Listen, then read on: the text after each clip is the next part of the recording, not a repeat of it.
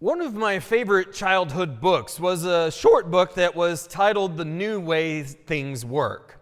This book was very simple, that it broke apart all sorts of things that we have in our daily life, a lot of appliances and a lot of different things, and it just simply told how these things worked, all the different parts and how they joined together.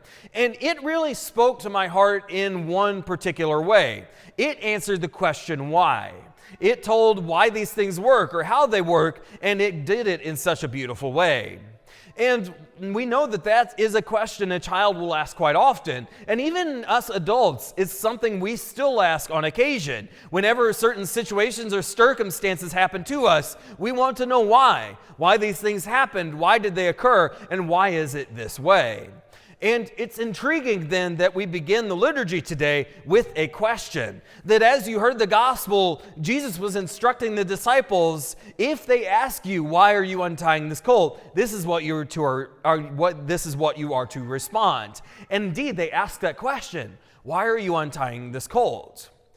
But that's not the only question we could ask this week, is it? Because that's only the first one.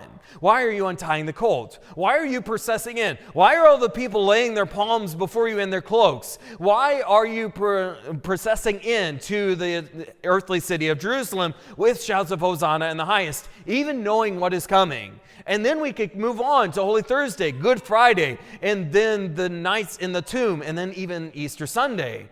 We could ask why about a great many things.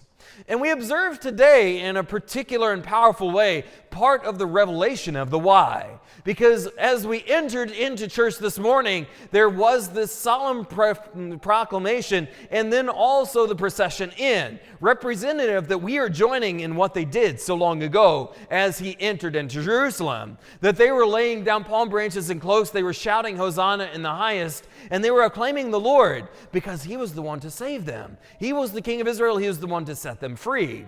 And indeed he was. But he was going to do so in such a great way, perhaps much greater than they could have ever anticipated or expected. And so that was the crowd that was there that day. But notice, there were likely so many more that did not attend, that were not present, that were not praising their God, that they were not glorifying him for whatever reason. What was the reason? Were they too proud? Were they too pompous? Did they feel like they could not associate with Jesus because it would somehow make them less? Or was it that there was too much going on? The busyness of life just consumed them and they didn't notice Jesus going by. Or perhaps they were just simply hopeless. They were in despair that they were drowning in the sorrows of life. Therefore, they could not even raise their eyes to shout Hosanna at the Lord who was passing through. Whatever the reason, they were not there.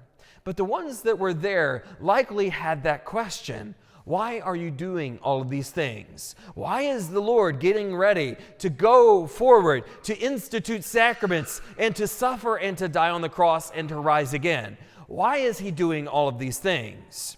And that is an invitation for us, my brothers and sisters. We should not be those that are not included in the crowd that day, shouting praises at their King. We should not be the ones that are not noticing the Lord as he silently goes by and passes through our midst. But rather, we too should join them in asking that question. Why are you doing all these things? What does it all mean? How does it change our life? Because if we ask those questions, perhaps as we behold these mysteries throughout this week, the holiest of all weeks, maybe our life will be changed and the Lord will touch us in a new way. That question, why? It's a prevalent one and one we ask quite frequently.